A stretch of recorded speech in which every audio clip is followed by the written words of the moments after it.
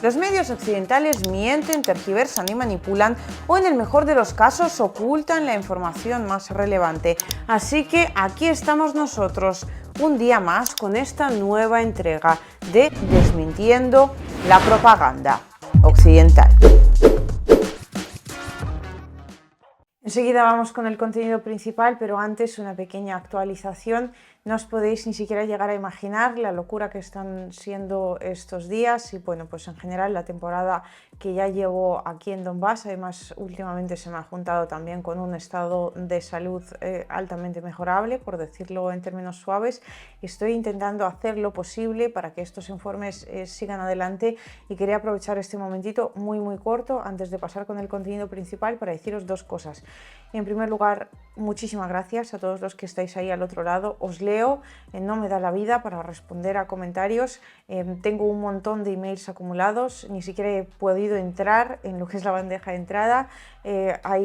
Sé que hay, muy probablemente ahí hay pues emails importantes, pero de verdad que no llego. En cuanto pueda, voy a intentar responder a los que humanamente pueda, valga la redundancia, pero no sabéis cuánto estoy agradeciendo desde aquí vuestro apoyo, porque de verdad en estos momentos se hace especialmente importante. No voy a decir mucho más, simplemente os pido que me creáis. Y bueno, sí, un detalle, otra cosa que quería mencionaros es el hecho de que en estos mismos momentos se está acercando la fecha. Bueno, va a hacer un año desde que Alex ya no está con nosotros. Alexis Castillo, muy probablemente muchos de los que me seguís ya conocéis su historia y su absolutamente heroico sacrificio, así que pues estamos preparando algunas cosas para ello y también están siendo momentos nada fáciles en este sentido. Dicho esto, hay una curiosidad que he compartido ya en mi canal de Telegram, Liusibaya o @Liusibaya todo junto, como el resto de mis redes sociales, y es que hoy he visitado uno de los lugares más especiales para Alex y también de alguna manera más especiales para mí, porque ese sitio en particular lo vi por primera vez exactamente pues cuando él me llevó allí, y fue además después de uno de nuestros viajes más complejos, que fue cuando pues prácticamente nos bombardearon en la cabeza. Y bueno, pues está siendo un tiempo difícil, pero no os preocupéis que saldremos adelante, y por eso precisamente agradezco tantísimo el hecho de que estéis ahí. Aunque yo no pueda responderos a cada uno, sé que sabéis que yo sé a mi vez, ¿no? Por así decirlo, que, bueno, que estáis, y eso se siente tremendamente y se agradece más aún. Dicho esto, vamos a pasar a comentar los últimos acontecimientos. Seguimos, mejor dicho, viviendo esa especie de que voy, que vengo, que por el camino me entretengo por parte de Israel. Ahora mismo, sin embargo, y esto hoy también lo comentaba en mi canal de Telegram, están surgiendo informaciones que tienen que ver con que la operación terrestre de Israel se está aplazando día tras día, y ahora, pues según estas últimas informaciones, se supone que se está aplazando a petición de Estados Unidos, precisamente porque Hamas todavía tiene rehenes, más de 200, creo que eran unos 220. Han soltado ya a 2 rehenes de nacionalidad estadounidense y a otros 2 rehenes de nacionalidad israelí. Se produjo además un hecho muy curioso. Compartiré el vídeo en mi canal de Telegram, de una señora que estrechó la mano de aquellos que la tuvieron en cautiverio, es decir, de los militantes de Hamas, y cuando los periodistas le preguntaron por este hecho, ella dijo que la habían tratado de maravilla, de una forma muy gentil, y que, detalle importante, lo tenían todo muy preparado para que los rehenes pudieran estar cómodos. Es decir, no se trata de un ataque que se haya producido de un día para otro sin más, o que se le haya ocurrido a alguien de un día para otro, sino que obviamente se trata de un ataque premeditado. Y en este sentido habría que citar, ¿no?, uno de los primeros vídeos que hicimos cuando estalló todo este conflicto de una forma tan activa, cuando Hamas atacó a Israel. Y entonces dijimos que desde Israel muy probablemente lo supieran, porque bueno, es que no a nadie le cabe en la cabeza que el Mossad pudiera no estar al tanto de un ataque que se estuviera preparando de estas dimensiones y características. Luego vimos en otro informe que desde Egipto también avisaron, pero parece que desde Estados Unidos trataron de calmar la situación y pues en Israel hicieron como los oídos sordos a estos hechos. Y hoy, pues teniendo en cuenta que los mismos rehenes no solo dicen que les han tratado bien, esa mujer en particular ha dicho que la han tratado muy bien, pero también lo que estamos viendo es que estaban muy preparados para tener rehenes, o sea que se trataba de un plan que muy probablemente haya estado gestándose durante un tiempo considerable y pues es una confirmación más de que muy probablemente nuestra teoría inicial de que Israel de alguna forma lo permitiera y luego quizás, que yo creo que definitivamente sí se le fuera de las manos en el sentido de que se pensaban que sería un ataque pequeñito y pues ellos aprovecharían para llevar a cabo una especie de operación especial de unos cuantos días sobre el terreno, despistar un poco a la opinión pública, cambiar un poco las tornas y apartar la mirada de la opinión pública israelí, sobre todo de esa imagen de Netanyahu que se está deteriorando por momentos. Sin embargo, pues al final algo no calcularon demasiado bien y ahora estamos en el punto en el que estamos. Realmente, y esto lo decía, repito, en mi canal de Telegram, la situación no tiene mucho que ver con los rehenes, o sea, este aplazamiento constante de la operación terrestre israelí más bien tiene que ver con el hecho de que, bueno, sí, efectivamente se pide desde Estados Unidos, aunque no sé hasta qué punto se pide realmente o se le echa un capote a Israel, puesto que, y esto ya también lo comentamos en uno de los informes anteriores, Israel está ahora en una situación muy complicada, en una tremenda encrucijada en la cual haga lo que haga, muy probablemente la termine fastidiando bastante. Entonces, a día de hoy, lo que están intentando ver es qué es lo que va a ocurrir con la Franja de Gaza. En cuanto lo tengan decidido y en cuanto vean hasta qué punto una decisión u otra va a ser mejor o peor, tanto para Israel como sobre todo y por encima de todo para los Estados Unidos, ahí muy probablemente comience la operación terrestre que hasta el día de hoy se ha ido aplazando. Y mientras tanto me gustaría hablar brevemente, espero que resumidamente, a ver qué tal me sale, de un hecho que he estado obviando todo este tiempo porque había acontecimientos muchísimo más importantes que relatar. Bueno, una cosita antes, muchos me preguntáis cómo está yendo la ofensiva de la Federación de Rusia en Avdiivka. Hay ya imágenes de una bandera rusa ondeando en estas alturas que denominamos Terricón, que es como una especie de montañita. Es un punto absolutamente estratégico en esta ofensiva. En este inicio de ofensiva, ya sabéis que es una zona tremendamente complicada, tremendamente fortificada. De hecho, la ciudad de Artyomov, que tomó el PMC Wagner al lado de Avdiivka, se queda bastante corta y muy probablemente se termine quedando corta también en términos de pérdidas, sobre todo por parte de Ucrania. Los que queráis ver imágenes de esa bandera rusa ondeando sobre el terricón de Avdiivka, bienvenidos a mi canal de Telegram, que es donde las he compartido. Y por otra parte, la ofensiva en Avdiivka sigue avanzando, así como también la ofensiva en el resto de los frentes, destacable después de Avdiivka, porque ahora es la más visible y la más grande.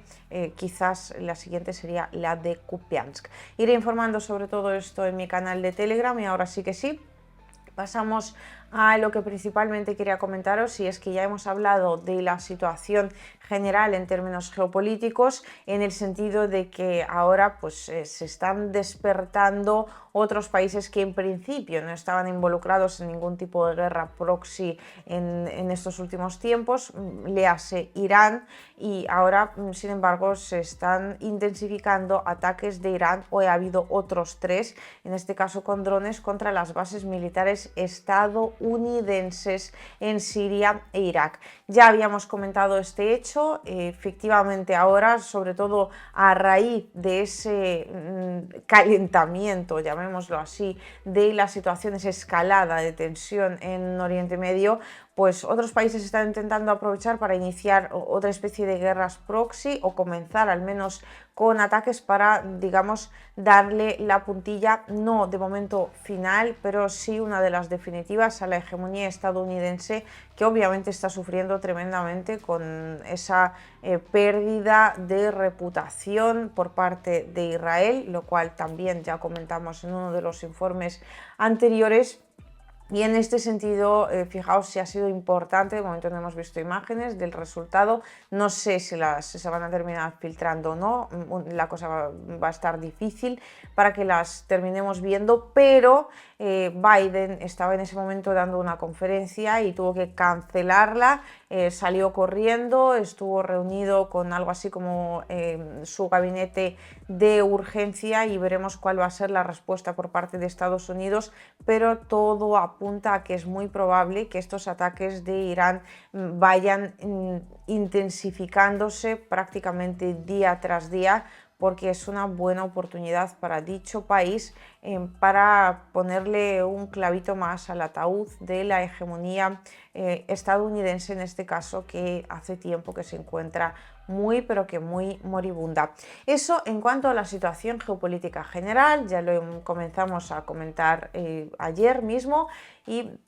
hoy añadimos los hechos de los nuevos ataques, o sea que esa situación se va intensificando por momentos. Y por otro lado, hay otra parte importantísima de lo que podríamos denominar como el frente occidental, que tiene que ver con la Unión Europea. Y es que, claro, ahora a nivel mundial están sucediendo un montón de acontecimientos. Ha habido recientemente elecciones en Argentina. Ya veremos, a falta de esa segunda vuelta, pues ya comentaremos si ha sido Milei o si no, si el peronismo al final termina sacándose las castañas del fuego. Claro, de eso dependerá la entrada o no, en primer lugar, de Argentina dentro del bloque de los BRICS, hecho importantísimo en la arena internacional, pero también se han celebrado recientemente muchas elecciones dentro de lo que es la Unión Europea. Comentamos las elecciones en Eslovaquia, donde además ganó el candidato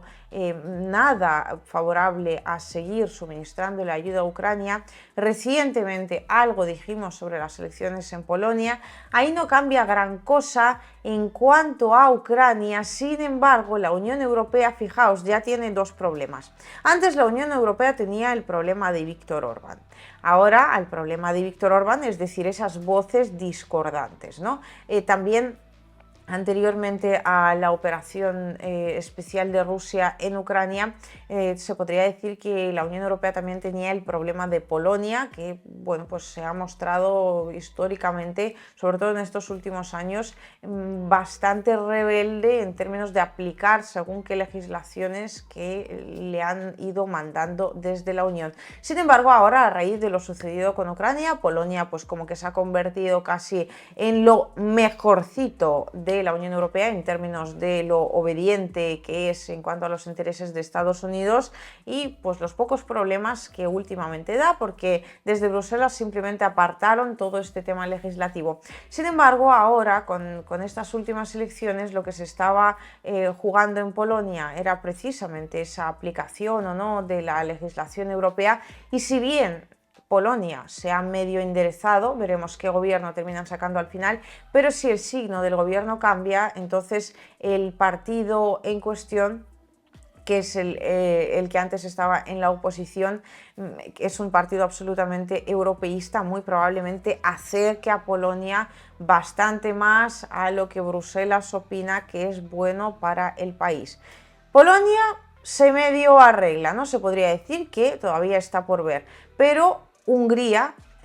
ha sido y es un problema, puesto que es un país que dentro, aunque esté dentro del bloque de la OTAN y también del bloque comunitario, siempre ha intentado mantener una postura propia y defender por encima de todo los intereses de los húngaros. Este ha sido el objetivo de Víctor Orbán. Pero además ahora se le suman otros problemas, unos a raíz del conflicto con Ucrania, otros sobre todo y por encima de todo, en este caso, en el caso español, quiero decir,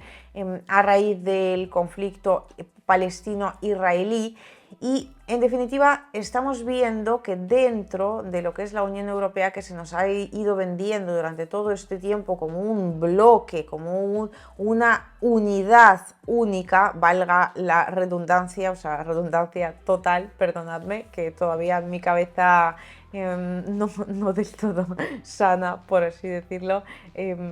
no elige quizás demasiado bien las palabras. Pero claro, fijaos, por un lado tenemos a Polonia, que está por ver si al final acata o no lo que quieren desde Bruselas en términos legislativos. Por otro lado tenemos a Hungría, que cada vez levanta más la voz porque dice que la ayuda a Ucrania pues hay que ponerla en entredicho hasta que se cumplan toda una serie de condiciones. Por otro lado, lo que tenemos ahora mismo también es España, que de alguna forma se ha desmarcado de la línea única, o al menos eso se nos intenta hacer ver, de la Unión Europea en el sentido de apoyar a Israel. Bueno, a Olaf Scholz en mi Telegram lo habréis podido ver, lo hemos visto incluso con una kipá, inaugurando una sinagoga, diciendo que todos los alemanes son judíos, que todos los judíos son alemanes, que entre ellos se tienen que apoyar y que Alemania toda la vida por el pueblo judío, y pues por el pueblo judío básicamente hará lo que sea necesario porque es hoy la causa más importante. El ridículo occidental de verdad es que no tiene nombre, o sea, cambian literal, ¿sabéis el meme este que te pone una banderita de Ucrania en la frente y de repente pues cambia la causa y chimpum, bandera de Israel, mañana no sé cuántos, pues bandera de lo que toque, y así. Entonces, Olaf Scholz está con ese discurso, pero sorprendentemente, y ya habíamos hablado de estos hechos, a mí esto me enorgullece tremendamente, desde España han levantado la voz y han intentado llamar la atención sobre los terribles hechos que están ocurriendo a día de hoy en la Franja de Gaza, donde Israel pues está básicamente exterminando a la población de dicha región, independientemente de lo que cada uno opine de Israel, de Hamás, porque esto muchas veces no va de que vayamos con una u otra parte como si esto tratara de un partido de fútbol. A veces hay sucesos en los cuales ambas partes no es que lo estén haciendo del todo bien en términos humanitarios, y este yo diría que es un caso bastante palpable de eso mismo. Sin embargo, las dimensiones así como las capacidades de hacer daño no son las mismas para nada, y pues si bien Hamás en un inicio atacó, Israel pues se suponía tenía derecho para defenderse, pero esto ya hace tiempo que pasó de la legítima defensa y está siendo pues una venganza terrible contra la población civil, que realmente no tiene culpa de absolutamente nada, y la gran mayoría de esos civiles no tienen nada que ver con Hamás. España, vaya, otro país. Por otro lado, España también pide que se quiten sanciones a Venezuela, pero bueno, son sanciones en realidad no muy importantes, se trata de una lista de políticos. Bueno, eso es que igual desde España quieren que vuelva a Delphi con las maletas y que el viaje sea algo más fácil, así que pues en términos generales eso da para titular, pero en realidad no es que vaya a mejorar nada dentro de la vida de los venezolanos, porque las sanciones importantes todavía siguen ahí, y estamos hablando de quitar una serie de sanciones políticas, no de sanciones económicas, pero eso sin duda también es un indicador de que pues ya hay otro país. Por otra parte, habría que comentar también que por mucho que se ponga Olaf Scholz la kipá, a Alemania no le está yendo del todo bien, o sea, tenemos cada vez más países discordantes, Eslovaquia, Hungría, está por ver Polonia, España en otros términos, pero también Meloni y la política migratoria pues también están presionando para que sea algo más rígida. Macron cada día tiene una idea distinta. Tenéis un vídeo de hecho sobre este tema en mi canal de Lius y Vaya Geopolítica, donde podéis seguirme para más análisis geopolíticos en profundidad, donde analizamos, ¿no?, porque es el peor gobernante de la reciente historia de Francia, sin duda alguna. Y aparte de todo eso, o mejor dicho, a todo esto se le añade el hecho de que el motor económico de la Unión Europea, Alemania, no está yendo nada bien, el país está pasando por una gravísima recesión, el descontento con las decisiones políticas se está agravando también cada vez más. Por otro lado, vemos que partidos antisistema están obviamente cosechando, debido a la situación general dentro del país, cada vez más y más apoyo. Entonces, ¿qué es lo que vemos al final? Que incluso la propia Ursula von der Leyen, en relación a sus recientes comentarios sobre el tema de Israel, donde pues obviamente se ha olvidado por completo de la población civil de la Franja de Gaza, se fue corriendo a Israel, de verdad fue todo no sé, de un mal gusto en términos ya no solo políticos, en términos humanitarios, que recibió durísimas críticas incluso por parte de los líderes de los propios países que forman parte de la Unión Europea. Así que se podría decir que si bien ya antes la situación en la Unión Europea estaba siendo muy complicada, en muchos sentidos ahora se está complicando aún más, porque el puzzle, al abrirse además esta nueva brecha, me estoy refiriendo al conflicto palestino-israelí, se le han añadido más piezas, se ha dificultado tremendamente. O sea, ya estaba lo de Ucrania, que podía dividir, ya está, ahora se le ha sumado lo de Israel-Palestina, pero es que además, habiendo arrastrado tantísimas consecuencias, algunas de las cuales han intentado tapar por activa y por pasiva, de las sanciones que efectivamente impusieron contra Rusia a raíz del conflicto ucraniano, pues claro, todo se está juntando, se está formando una tremenda bola de nieve. Y a esto habría que añadirle que Estados Unidos tampoco es que está pasando por sus mejores momentos, y el conflicto palestino-israelí en definitiva les ha pillado algo en pelotas. Es cierto que el sector armamentístico estadounidense, o sea, la industria militar estadounidense está contentísima con el hecho de fabricar cada vez más y más armas, pero para eso primero hay que hacer un valga la redundancia, sacrificio productivo. De momento la capacidad de producción no es esa, así que sí, son momentos muy complicados para Occidente, y si comenzamos hablando en los informes anteriores de que son momentos especialmente complicados para Estados Unidos, y ahora con estos ataques recientes de Irán, que ya veremos si al final se terminan intensificando o no, de momento están siendo cada vez más constantes y cada vez, por lo que parece, más fuertes, ya veremos si hay imágenes de las consecuencias o no. Pues también se le suma a partir de ahora el tema de la Unión Europea, que si bien se venía calentando desde hace muchísimo tiempo, ahora, al haber tantos temas que podrían causar algún tipo de discordia, pues efectivamente la discordia surge, lo cual va inevitablemente a repercutir tanto en el bienestar de la clase política de la Unión Europea en primer lugar, pero también, obviamente, de la población de la Unión Europea, bueno, principalmente, de hecho, de la población europea, como, sobre todo y por encima de todo, en el tiempo que va a terminar durando esa hegemonía estadounidense barra occidental, que, repito, a día de hoy se encuentra absolutamente moribunda.